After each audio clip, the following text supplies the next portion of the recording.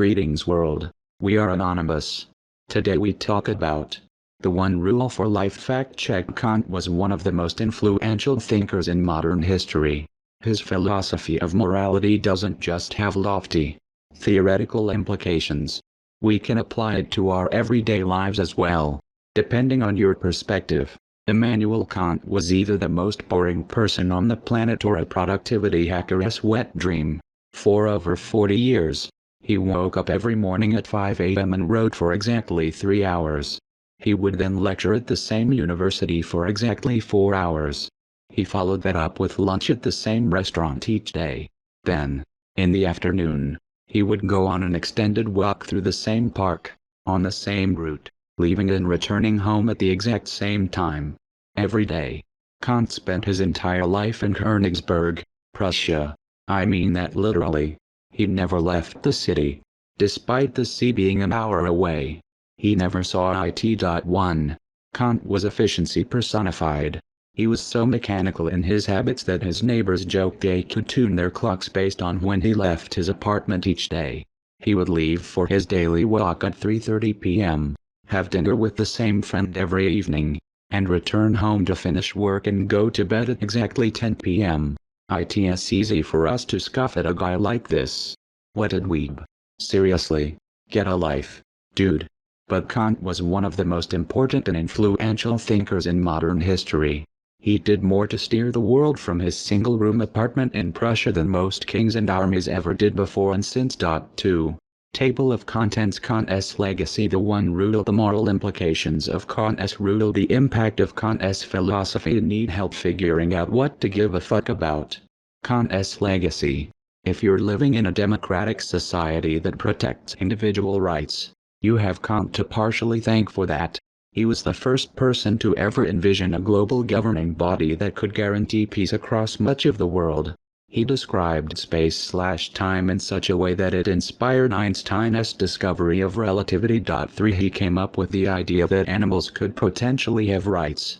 4. Invented the philosophy of aesthetics and beauty, and resolved a 200-year philosophical debate in the span of a couple hundred pages. He reinvented moral philosophy, from top to bottom, overthrowing ideas that had been the basis of Western civilization since Aristotle.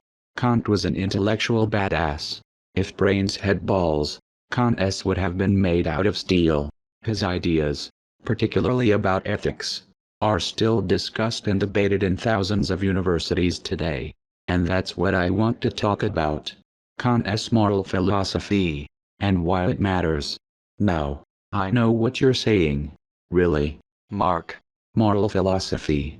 Who fucking cares, man? Show me shiny sunset inspirational quotes and cat pics. Well, that, right there, is moral philosophy. Anytime you say, who cares or what's the big deal you're essentially questioning the value of something. Is it worth your time and attention?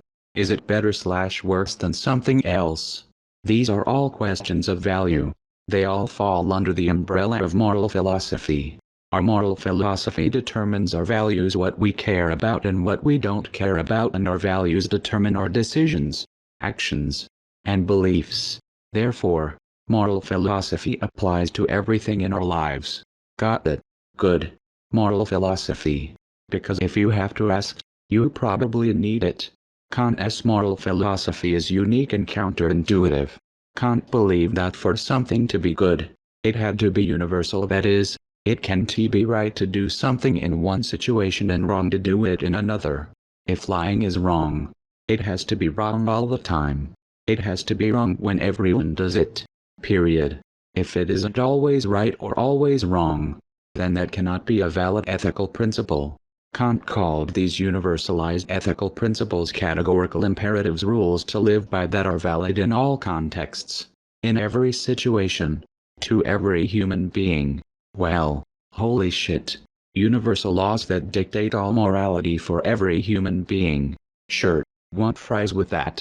It's so impossible. It sounds ludicrous. But Kant made a hell of an attempt. In fact, he made a number of attempts at creating categorical imperatives. Some of those attempts were quickly ripped to shreds by other philosophers. but others have actually held up the test of time to some degree. One of them, in particular, has kind of stuck. And in all of my years reading and studying philosophy, psychology, and other sciences, it's one of the most powerful statements I've ever come across. Its implications reach into every area of each person's life. In a single sentence, it sums up the bulk of all of our ethical intuitions and assumptions. And in each situation, it points to a clear direction for how we should be acting and why. One rule 2. I rule them all okay. Enough foreplay. Here's Kant's rule: 5. Act that you use humanity, whether in your own person or in the person of any other, always at the same time as an end, never merely as a means. I know. What the actual fuck? Okay, let us back up for a second. Kant believed that rationality was sacred. When I say rationality, I don't mean like Sudoku or chess grandmaster rationality. I mean rationality as the fact that we are the only known creatures in the universe that are able to make decisions, weigh options, and consider the moral implications of any and every action. Basically, consciousness. To Kant, the only thing that distinguishes us from the rest of the universe is our ability to process information and act consciously in the world. And this, to him, is special, exceedingly special. For all we know, we are the only shot the universe has at intelligent self-organization. Therefore, we need to take it seriously. And, therefore, rationality in protecting conscious choice must be the basis for all of our moral reasoning. Kant wrote that without rationality, the universe would be a waste, in vain, and without purpose. To Kant's mind, without intelligence, and the freedom to exercise that intelligence, we might as well just all be a bunch of rocks. Nothing would matter. Therefore, Kant believed that all morality is derived from the protection and promotion of rational consciousness in each individual. So, how do you do that? Well, Kant's rule above.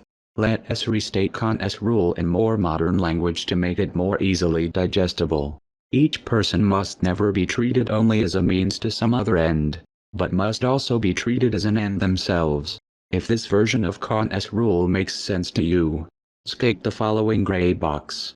If you're still confused about how a person can be a means or an end, then this box will explain it further.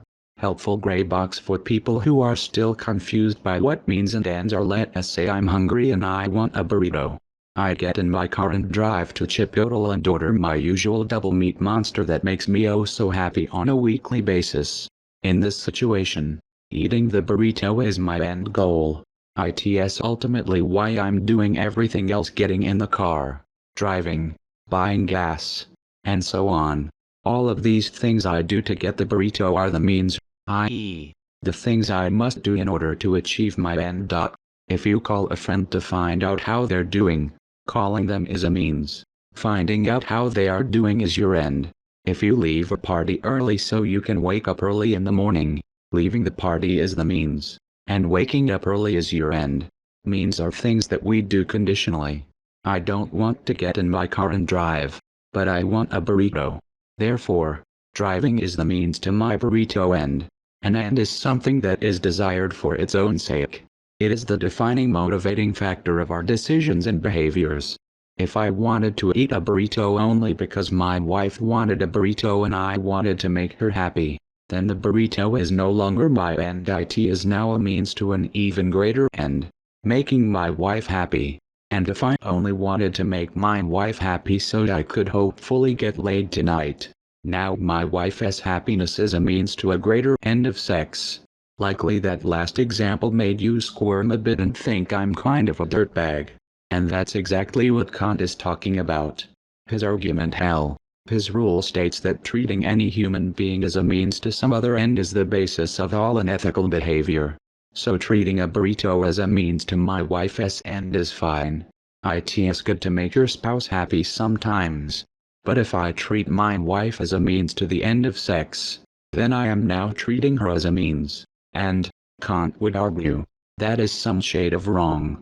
Let us give Kant's rule the common sense check. Lying is wrong because you are misleading another person's conscious behavior in order to achieve your own goal. You are therefore treating that person as a means to your own end. Therefore, lying is unethical. Cheating is unethical for a similar reason. You are violating the expectations of other rational and sentient beings for your own personal aims. You are treating the rules and expectations agreed to with others as a means to your own personal end. Violence. Same deal. You are treating another person as a means to some greater political or personal end. Bad. Reader. Bad. Kant's formulation checks all the boxes that we would expect from a theory of morality. But it also goes way beyond common sense morality. In fact, I will try to argue that Kant's rule plausibly extends to pretty much everything that we value as right and good today. Check it out. The moral implications of Kant's rule. The list below is incomplete. Some of the items Kant explicitly wrote about. Others are extrapolations that I've taken from his work and applied to my own values. My hope is that by the end of it, you see the incredible flexibility of this single moral maxim to extend to almost all areas of human life. Immanuel Kant, The One Rule for Life. Collage of diverse happy people. I would say that Kant's rule made all these diverse people happy, but Kant doesn't give a shit about happiness. Laziness. Okay, I'm as lazy as the next guy. Full disclosure. And I often feel guilty about it. We all know that fucking off in the short term inevitably harms us in the long term. But for whatever reason, this short-term gain versus long-term loss calculation never seems to inspire or move us. But that's not why Kant thinks it's wrong. In fact, Kant would say that this is the wrong way to think about laziness. It's insufficient. Kant believed that we all had a moral imperative to do the best we can at all times. But he didn't say to do your best because of self-esteem or personal utility or contributing to society or whatever. He went even further than that. He argued you should do your best because anything less is to treat ourselves as a means rather than an end.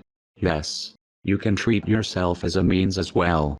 When you're sitting on the couch, refreshing Twitter for the 28th time, you're treating your mind and your attention as a mere pleasure receptacle. You are not maximizing the potential of your consciousness. In fact, you are using your consciousness as a means to stimulate your emotional ends. This is not only bad, Kant would argue, but it's unethical. You are actively harming yourself. Addiction. Believe it or not, Kant wasn't a total party pooper. He enjoyed some wine with his lunch. He smoked a pipe, but only at the same time each morning, and only one bowl of tobacco. Kant wasn't any fun. What he was against, though, was pure escapism. He wrote that using alcohol or other means of escaping one's own life was unethical because it requires you to use your rational mind and freedom as a means to some other end. In this case, getting your next high. 6. Kant believed in facing one's problems. He believed that suffering is sometimes warranted and necessary in life. We tend to judge the immorality of addiction by the damage it causes to others. But Kant believed that, first, overindulgence was fundamentally the act of being immoral to oneself. The harm it did to others was merely collateral damage. It was a failure to confront the reality of one's own mind and own consciousness. And this failure is akin to lying to oneself or cheating oneself out of precious life potential. And to Kant, lying to yourself is just as unethical as lying to others. People-pleasing and seeking approval. Okay, I know it's not a good strategy to be kissing people's asses all the time, but unethical, really. Isn't being really nice to people and making them happy an ethical thing to do? Not necessarily. Seeking approval and people-pleasing forces you to alter your actions and speech to no longer reflect what you actually think or feel. So, right there, you're already treating yourself as a means rather than an end. But, it gets worse. Because if you alter your speech or behavior in order to make others like you, then you are also treating them as a means to your end. You are altering and manipulating their perceptions of you in order to garner a pleasant response from them. Kant would undoubtedly argue that that is also unethical. How dare you tell me my shirt looks good on me, you unethical piece of shit. I've written at length about how people-pleasing and seeking approval leads to toxic relationships. But again, as usual, Kant takes it even further. because Kant was fucking hardcore like that. Manipulation or coercion, even if you're not lying, but you're communicating with an attitude and purpose of gaining something from someone without their full knowledge or explicit consent, then you are being unethical.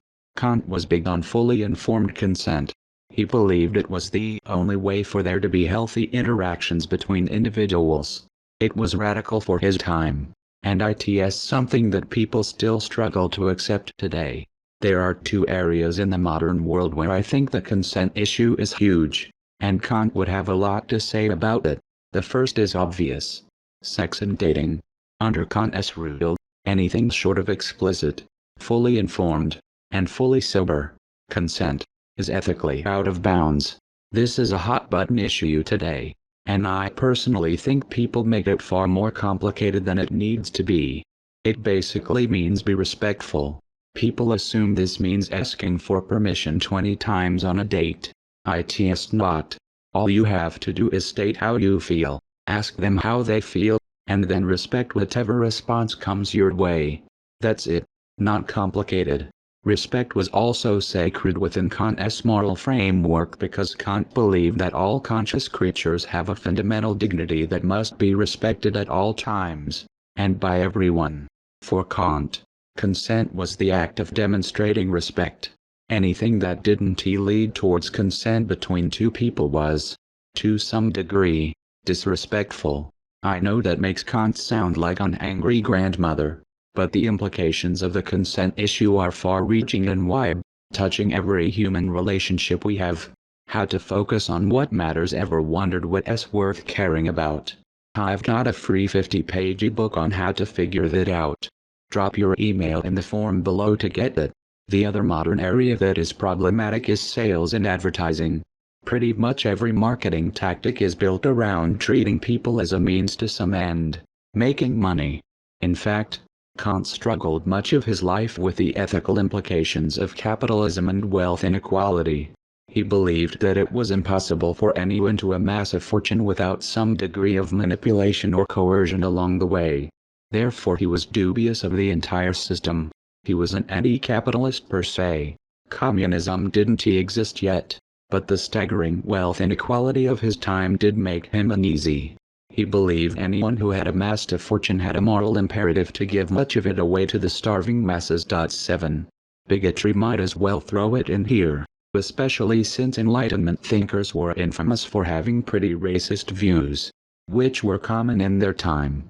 Interestingly, Kant, despite saying some pretty awful shit about race early in his career, turned the intellectual corner and realized later in his life that no race has any right to subjugate any other. It makes sense. After all, racism and other forms of bigotry are textbook cases of treating other people as means rather than ends. 8.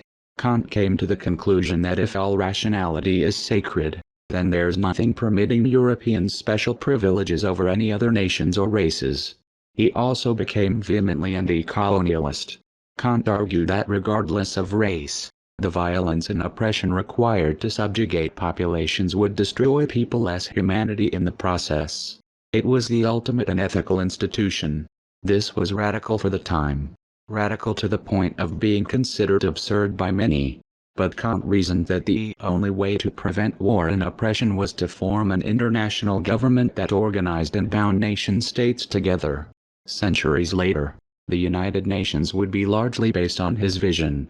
The duty of self-improvement. Most philosophers of the Enlightenment believed that the best way to live is to increase happiness as much as possible, and to reduce suffering as much as possible. This approach to ethics is called utilitarianism and is still the predominant view held by many thinkers today. 9. Kant had a completely different take on how to go about improving the world. Let us call it the Michael Jackson maxim, because Kant, like Michael, believed that if you want to make the world a better place, take a look at yourself, and make that change. Who? But instead of grabbing his crotch, Kant made his argument with brutal rationality. Here's how he argued it. Kant believed that, generally, it is impossible to know whether a person deserves to be happy or suffer because you can never truly know what their intentions and aims were when they acted. Similarly, even if you should make others happy, There's no way to precisely know how to make them happy. You do not know their feelings, values, or expectations. You do not know the implications your actions will have on them. On top of that, what actually constitutes suffering or happiness, in most non-extreme situations, is unclear. Your divorce may cause you incredible pain today, but in a year it may be the best thing that ever happened to you. You may relish the joy of celebration with friends, but maybe it's distracting you from pursuing something that would prevent more future suffering. Therefore, Kant argued, the only logical way to improve the world is through improving ourselves. This is because the only thing we can truly experience with any certainty is ourselves. 10 Kant defined self-improvement as developing the ability to adhere to the categorical imperative, and he saw self-improvement as a duty, an undebatable obligation put on us all. To Kant, the reward/punishment for not following one's duty was not in heaven or hell, but in the life one made for oneself. Adherence to morality produced not only a better life for yourself but a better life for all of those around you. Similarly, failure to adhere to morality would produce unnecessary suffering for oneself and for those around you. Kant's rule has a ripple effect. Your improved ability to be honest with yourself will increase how honest you are with others. And your honesty with others will influence them to be more honest with themselves, which will help them improve their lives. This is true for all aspects of Kant's rule, whether it's honesty, productivity, charity, or consent. The Michael Jackson maxim suggests that Kant's rule, once adopted by enough people, will generate a snowball effect in the world, enacting more positive change than any calculated policy or institution. The duty of self-respect. Kant intuitively understood that there is a fundamental link between our respect for ourselves and our respect for the world. The way we interact with our own psyche is the template which we apply to our interactions with others. And little progress can be made with others until we've made progress with ourselves. He would likely be disgusted with the self-esteem movement today, seeing it as just another way of treating people as means to some end of feeling better. Self-respect isn't about feeling better. Self-respect is about knowing your own value. Knowing that every human, no matter who they are, deserves basic rights and dignities. That every consciousness is sacred and must be treated as such. Kant would argue that telling ourselves that we are worthless and shitty is just as wrong as telling others that they are worthless and shitty. Lying to ourselves is just as unethical as lying to others. Harming ourselves is just as repugnant as harming others. Self-love and self-care are therefore not something you learn about or practice. They are something you are ethically called on to cultivate within yourself, even if they are all that you have left. The impact of Kant's philosophy. Kant's philosophy, if you dive into it, is riddled with inconsistencies and issues, but the power of his original ideas has undoubtedly changed the world, and strangely, when I came across them a year ago, they changed me. I had spent most of my 20s pursuing many of the items on the list above, but I pursued them for practical and transactional reasons. I pursued them as means because I thought that they would make my life better. Meanwhile, the more I worked at it, the emptier I felt. But reading Kant was an epiphany. In only 80 pages, Kant swept away decades worth of assumptions and beliefs. 11 He showed me that what you actually do doesn't matter as much as the purpose behind doing it. And until you find the right purpose, you haven't found much of anything at all. Kant wasn't always a humdrum, routine-obsessed dork. He wasn't always the mayor of Bourville. In fact, in Kant's younger years, he was a bit of a party hound as well. He would stay up late drinking wine and playing cards with his friends. He'd sleep late and eat too much and host big parties. It wasn't until he turned 40 that he dropped it all and developed the routine life he later made famous. He said that he developed this routine at 40 because he realized the moral implications of his actions and decided that he would no longer allow himself to waste the precious time or energy his consciousness had left. Kant called this developing character, aka building a life designed around maximizing your own potential. He believed most people can't develop true character until they reach middle age, because until then, they are still too seduced by the fancies and whims of the world. blown this way and that, from excitement to despair and back again. We're too obsessed with accumulating more means and are hopelessly oblivious to the ends that drive us. To develop character, a person must master their own actions and master themselves. And while few of us can accomplish that in a lifetime, Kant believed it is something we each have a duty to work towards. In fact, he believed it was the only thing to work towards. We are anonymous. We are legion. United as one. Divided by none. We do not forgive. We do not forget. Expect us.